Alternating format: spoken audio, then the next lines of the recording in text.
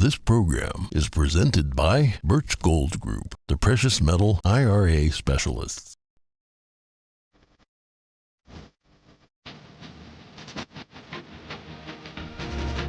Good morning. In today's headlines, at least 400 were arrested as protesters in Brazil stormed into key government buildings. The unrest occurred just a week after the inauguration of President Lula da Silva. President Biden visits the southern border before heading to Mexico. Texas Governor Greg Abbott hand-delivers a letter to him with some stirring words. The U.S. House has a new speaker. Kevin McCarthy wields the gavel, but can he continue to unite the GOP? He needs majority support to pass the rules package to govern the House. National security concerns about Chinese espionage are raised in the UK. It comes after a hidden transmitter was found in a government vehicle. And nearly 30 Chinese aircraft entered Taiwan's air defense zone, 2 of them nuclear-capable bombers. This as China conducts a war drill near the self-ruled island.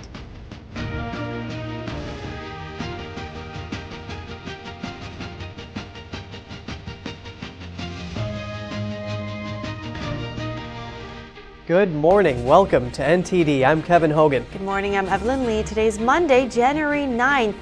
And we're heading over to Brazil to start the program. Protesters there breached and attacked the nation's Congress, the Supreme Court, and presidential palace in the capital of Brasilia. This just a week after the inauguration of President Lula da Silva. NTD's Daniel Monahan has this report.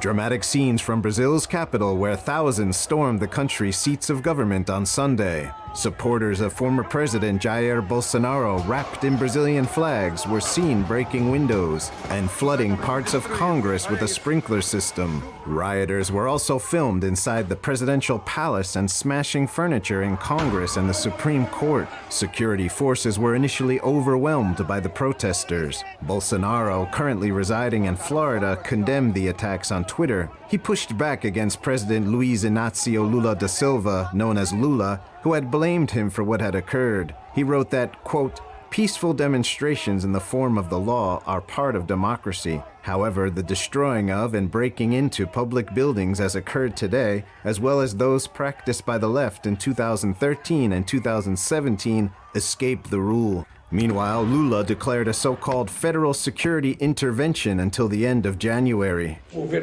Like true vandals destroying what they found in front of them. We think there was a lack of security, and I wanted to tell you that all those people who did this will be found and punished. He says the protesters will realize that democracy guarantees the right to freedom and free speech. But it also demands that people respect the institutions created to strengthen democracy. In related news, Brazil's Supreme Court Justice Alexandre de Moraes removed Brasilia Governor Ibanez Rocha for 90 days, alleging security flaws that allowed the breach of government buildings. More than 400 people have been arrested since the protests began. Mass protests have persisted in Brazil since the outcome of the national election on October 30th of last year. Bolsonaro supporters doubt the authenticity of the results. They have blockaded major roads across Brazil and demanded that the military step in to intervene.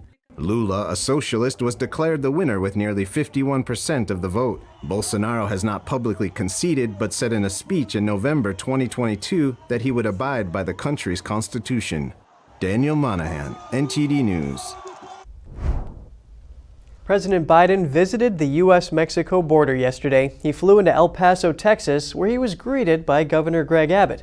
Abbott met Biden as he departed the plane and hand-delivered a letter to him. NTD's Jeremy Sandberg has more on Biden's first visit to the southern border since taking office.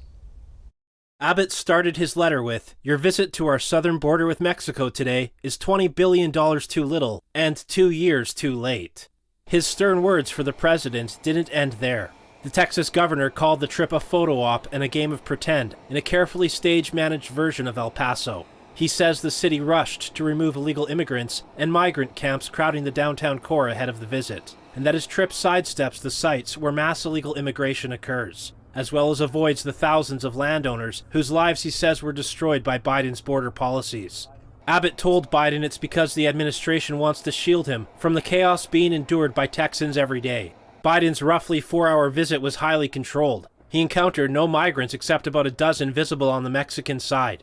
His visit did not include time at a border patrol station where migrants who cross illegally are arrested and held before their release. He delivered no public remarks. Abbott said in his letter that the border crisis is a direct result of Biden's failure to enforce immigration laws enacted by Congress. He pointed out a stark contrast between Biden's administration and former President Trump's, saying during Trump's time in office, the federal government achieved historically low levels of illegal immigration. Now Abbott says the U.S. is suffering the worst illegal immigration in the history of the country, and that the current open border policies are emboldening the cartels, who grow rich off trafficking fentanyl and human beings. Abbott says all of this is happening because Biden is violating his constitutional obligation to defend the states against invasion through faithful execution of federal laws. He laid out 5 solutions to fix the problem, all of which are immigration laws already on the books. Abbott finished his letter by imploring the president to secure the border by enforcing Congress's immigration laws. Jeremy Sandberg, NTD News. Abbott's solutions include the enforcement of Remain in Mexico and Title 42 and aggressive prosecution of illegal crossings between ports of entry. He also asked that Mexican drug cartels be designated as foreign terrorist organizations and construction of the border wall in Texas be continued. President Biden arrived in Mexico last night. He's there to attend the North America Summit today and tomorrow. He's meeting with Mexico's president and Canada's prime minister. Biden announced an expanded list of nationalities who can be expelled back to Mexico last week. The administration's plan is to block migrants from Cuba, Nicaragua, and Haiti at the border. The administration also plans to let 30,000 migrants from those countries and Venezuela come to the U.S. legally per month. They will need to get a sponsor, pass background checks, and travel by plane. A bipartisan group of senators plans to visit the border next week. They will visit El Paso, Texas, and Yuma, Arizona. Close to 2.4 million illegal border crossers were apprehended over the last fiscal year, and the number seems to be going up. In the first 2 months of fiscal year 2023, apprehensions increased from the same period the year before. Colorado Governor Jared Polis says the state will stop busing illegal immigrants to Chicago and New York City. The move triggered outcry from the city's Democratic mayors. According to the governor's office, Polis decided to reverse course after talking it out with his fellow Democrats. The mayors of the so-called sanctuary and welcoming cities asked Polis not to add to their burden. They say Colorado's actions did not live up to the values of a proclaimed welcoming state and should stop immediately. Republican Ben Sasse has officially given up his chair in the Senate. The politician from Nebraska is taking on a new role as president of the University of Florida. Sasse leaves the Senate a mere 2 years into his second term. This after the University of Florida Board of Trustees voted unanimously in November to appoint him president. Sasse has had a frayed relationship with Republicans since his outspoken criticism of former President Donald Trump. He was one of 7 Republican senators who voted to convict Trump in his second impeachment trial. That legal proceeding stemmed from the January 6th breach of the U.S. Capitol. After 4 days and 15 rounds of voting, Kevin McCarthy is the new Speaker of the House of Representatives. McCarthy had to make some concessions to a group of Republicans holding him back from a majority vote. NTD's Jeremy Sandberg has more on the battle for the gavel. Congratulations and Godspeed. There were some heated moments among Republicans on Saturday leading up to McCarthy's victory. McCarthy went over to talk to Representative Matt Gaetz after he fell 1 vote short in the 14th round. Frustration boiled over for Representative Mike Rogers of Alabama. He was held back by a colleague. Rogers later apologized for losing his temper. Gaetz says he forgives Rogers for the late-night moment of high drama and looks forward to working with him. The two will serve on the House Armed Services Committee together. Republicans moved to adjourn for the night, but then, led by McCarthy, started changing their votes to stay in session. A 15th round of voting began as the clock neared midnight. The remaining Republican holdouts voted present in the 15th round. It dropped the tally McCarthy needed for a majority victory. The Honorable Kevin McCarthy of the state of California, having received a majority of the votes cast, is duly elected Speaker of the House of Representatives.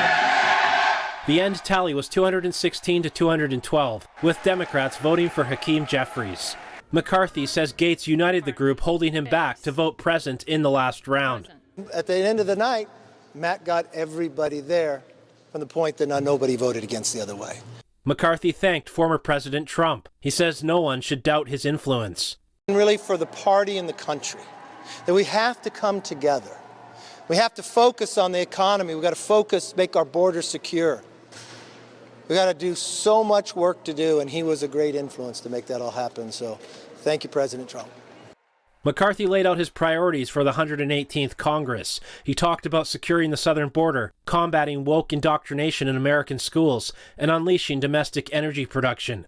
Investigations into the perceived weaponization of the justice system and the Biden administration are also on the agenda. But some concessions had to be made by McCarthy to make victory possible. One of the most key being reinstating a centuries-old rule on the motion to vacate. It allows just one lawmaker to start a vote to elect a new speaker. The rule was done away with by former House Speaker Nancy Pelosi. McCarthy has also promised some members of the House Freedom Caucus seats on the House Rules Committee. He also agreed to not increase the debt limit without spending cuts. The concessions will be added to a rules package and voted on. McCarthy's next big test as House Speaker will be getting enough GOP support to pass it. Jeremy Sandberg, NTD News. Over a week of torrential downpours and damaging winds in California have killed at least 12 people. Forecasters warned that northern and central California were still in the path of a relentless parade of cyclones. They're predicting little relief for the region. NTD's Flinders Kingsley reports. California's devastating flooding and record snowfall has two overlapping weather systems to blame. One, an immense airborne stream of dense moisture from the ocean called an atmospheric river. The second, a sprawling hurricane-force low-pressure system known as a bomb cyclone. Governor Newsom declared a state of emergency last Wednesday and asked the White House to issue a federal emergency declaration ahead of the coming storms. According to data from poweroutage.us, the storm left over 400,000 homes without power. Falling trees caused damage all over the state. Video footage shows the damage a massive tree had on one Sacramento resident's home. Oh God, everything's destroyed.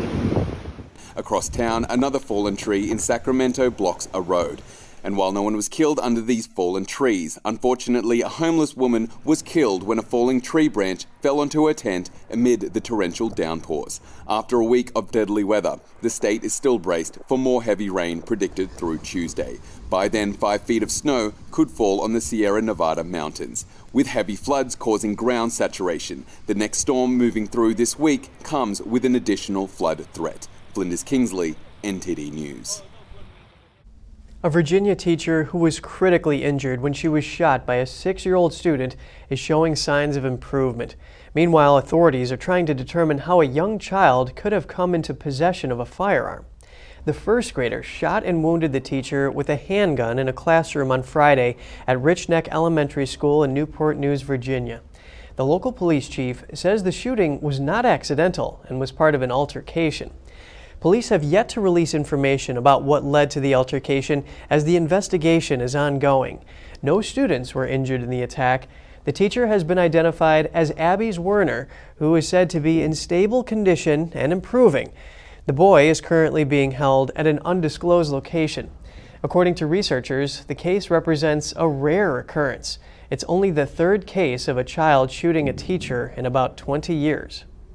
The fact that we have a 6-year-old individual with the ability to bring a gun into school and harm his teacher, something that we're still grappling with. It is still an active investigation. After the investigation is concluded, I do know that myself, members of council, school board, along with the superintendent, are going to review our current security protocols and policies, a combination of SROs, police officers in the school, as possible metal detectors. Virginia law states that 6-year-olds are too young to be tried as adults or be committed to the custody of the Department of Juvenile Justice. However, a juvenile judge could revoke the parent's custody and rule that the child be placed under the purview of the Department of Social Services if found guilty. According to the local police chief, the student and teacher had known each other in a classroom setting, and the shooting was isolated to the single victim. He declined to comment further about the ongoing investigation and what contact there is between police and the boy's parents.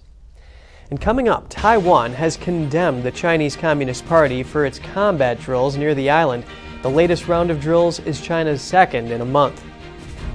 And the discovery of a hidden transmitter in a UK government vehicle has raised major concerns about national security and Chinese espionage. Stay with us to find out more.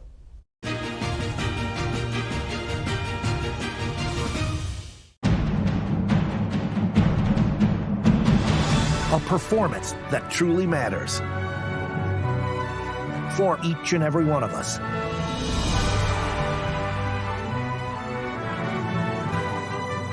This is what you've been waiting for. See it at least once in your lifetime. Get tickets now at shenyun.com. This is Stephen K. Bannon. I urge you to protect your savings from inflation by diversifying into a physical gold IRA from Birch Gold Group. Simply text the word NTD to 989898 and you'll get a free info kit on gold IRAs explaining everything.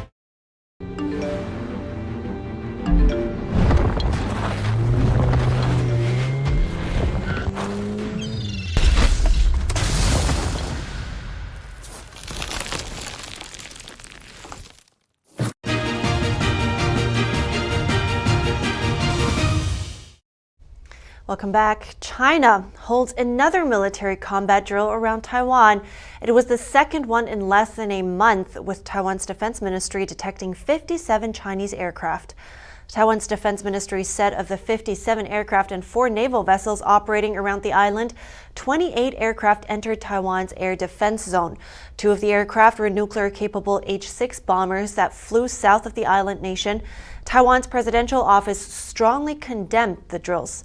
Beijing claims Taiwan as its own territory and has been threatening to take it under control by force. That's despite Taiwan having its own military, constitution, and leaders. The communist regime has never ruled the island. Taiwan has maintained its position to neither escalate conflict nor provoke disputes, but says it will firmly defend its sovereignty and security. Taiwan added in a statement that peace and stability in the region was the responsibility of both China and Taiwan. China has never renounced the use of force to bring Taiwan under its control. China has made regular military incursions into the waters and airspace near Taiwan over the past 3 years. It held war games around Taiwan last August following a visit to Taipei by Nancy Pelosi, then Speaker of the House of Representatives. The discovery of a hidden Chinese tracking device in a UK government car has sparked growing concerns over spyware. Intelligence officials found at least one SIM card capable of transmitting location data. The device was discovered by security officials in a routine search of government vehicles. According to sources, the location transmitter was found inside a sealed part of the vehicle. It was installed by the vehicle's manufacturer before being imported from China. The Chinese regime has dismissed allegations of espionage as unfounded rumors. The device's discovery has prompted the UK government to review urgently security threats coming out of China. Now, location transmitters can be placed into vehicles without the knowledge of manufacturers. According to security sources, the pre-installed SIMs in the electronic control units are sent to manufacturers as sealed units. The SIMs can be used by the Chinese regime for purposes of eavesdropping as well as track the location of government officials. Security officials have confirmed that sweeping routine checks have increased in recent months, following concerns about increased Chinese espionage activity. Meanwhile, UK Conservative Member of Parliament Dr. Ian Duncan Smith has stated that it's time to refer to China as a systemic threat. Now back to the United States. Search and rescue crews have recovered the body of a missing snowmobiler buried in the Colorado mountains after an avalanche Saturday. Authorities say the avalanche had already claimed the life of another person. Emergency personnel responded to a report of 2 snowmobilers buried in an avalanche Saturday afternoon on Corona Pass. First responders, along with nearby citizens, recovered one of the snowmobilers, a 58-year-old man from northern Colorado. Rescuers attempted to resuscitate the victim, but were unsuccessful. The initial search was cut short due to weather and safety concerns, leaving the second snowmobiler missing. Upon returning to the search, rescuers located the missing snowmobiler. The body of the 52-year-old man will undergo an autopsy to determine the cause of death. The sheriff said this is the second fatal avalanche in the area this season. 2 out of 4 New York City hospitals facing an imminent nurses' strike came to a last-minute agreement with the union yesterday. Meanwhile, a head physician at another facility predicted a really bad situation if employees walk out. Nurses at Mount Sinai Morningside and Mount Sinai West reached an agreement with management on Sunday afternoon. Thousands of other nurses are still planning to strike today at Mount Sinai's main campus and Montefiore Hospital in the Bronx. Union leaders say Mount Sinai is plagued by understaffing and that nurses are spread too thin. Nurses Association President Nancy Hagan says the emergency room at Montefiore is often so overcrowded that patients are admitted in beds in a hallway instead of hospital rooms. Goldman Sachs is set to start laying off thousands of employees this January, starting from Wednesday. The Wall Street giant made the decision in light of a volatile economic environment. Sources say the layoffs will likely affect over 3,000 employees across most divisions. The cuts come ahead of the bank's annual bonus payments, which are expected to be down about 40%. They also come on top of the 1 to 5% of annual layoffs by the company. Goldman Sachs has not responded to requests for comment. Meanwhile, financial institutions across the globe are affected by an unstable economy. The Swiss National Bank reported an annual loss of over $140 billion in 2022, the biggest in the company's over 100-year history. It comes as falling stock and fixed income markets hit the value of its share and bond portfolio. Coming up, a performance that gives hope and inspires humanity. That's what audience members said after watching Shen Yun Performing Arts in Virginia. That and more after the break.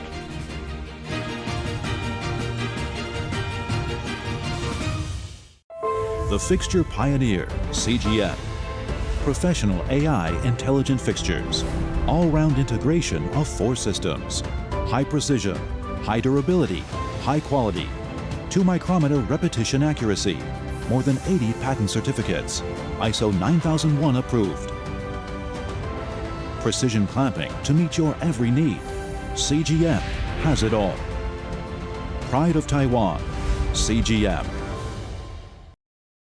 Hi, I'm Smokey Bear, and I made an assistant to help you out, because only you can prevent wildfires. Hey, Assistant Smokey Bear, call me Papa Bear, because I'm grilling up dinner.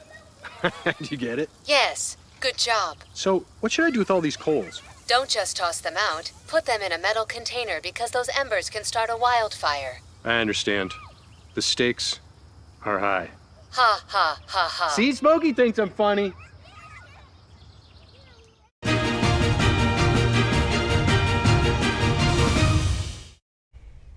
Welcome back. Throughout the weekend, Shen Yun Performing Arts gave 3 full house performances in Virginia. Many came for the first time and some coming back, taking their families and friends. But one thing they all have in common. They left the show with an uplifted outlook and an unforgettable experience. NTD's Siobhan Rong has more.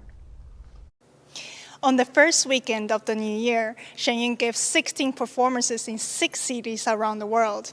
Here in Norfolk, Virginia, many audience members have told me that they have been waiting for years to see the show. Beautiful, inspiring.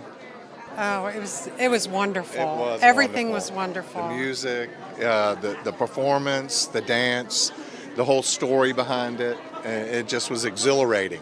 I said there were many things that were great about this performance, but the orchestra is absolutely amazing. So many times I'm sitting there watching the performance itself, but that music is spot on. They are very, very, very good.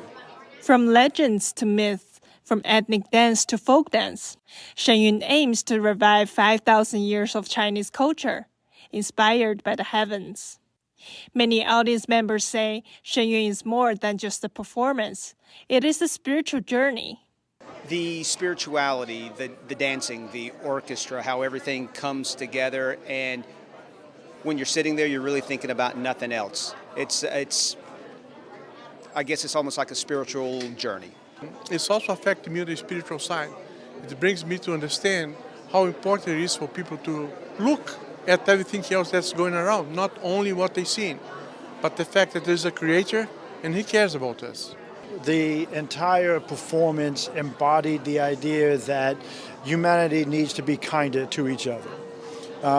That our world now is sliding away from simple humanity, taking care of each other and being kind to other people. And this performance likes to it's likened to getting back to taking care of each other, not just your family, not just your friends, but being nice and kind to everybody that you meet. They added that the performance is a must-see and that it will uplift your soul. I think that everyone should see a performance like this so that they enjoy the performance, but they gain a better understanding of the Chinese culture and what it's contributed to our world for so many, many years. So this show gives you hope. It's inspiring. It's beautiful. I just loved it. I don't think there's anything that could help us more than to see something like this. I love for everyone to see it. I think it's good for humanity. I wish you guys could show it to the whole world, especially our brothers and sisters in China. If someone sees this and it doesn't touch them spiritually, something's wrong. In the coming week, Shen Yun will be performing in 14 cities around the world. Shiren Rong, NTD News. Wow, that beautiful scenery and the colors in those costumes, it looks really awesome. And certainly sounds like an inspiring show. Yes, definitely. All right, that's all for today's program. Write us at goodmorning@ntd.com if you have any ideas or feedback that you would like to share. Thanks for watching. I'm Evelyn Lee. And I'm Kevin Hogan.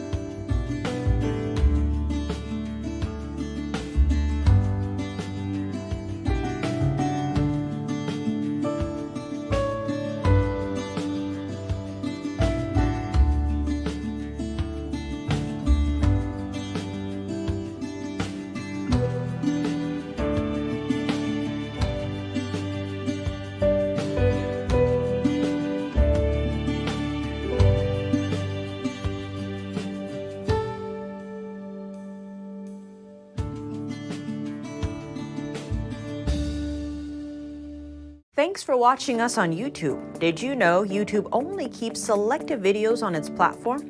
So if you want to make sure you get the full picture, just subscribe to our newsletter. Go to newsletter.ntd.com and sign up. It's free.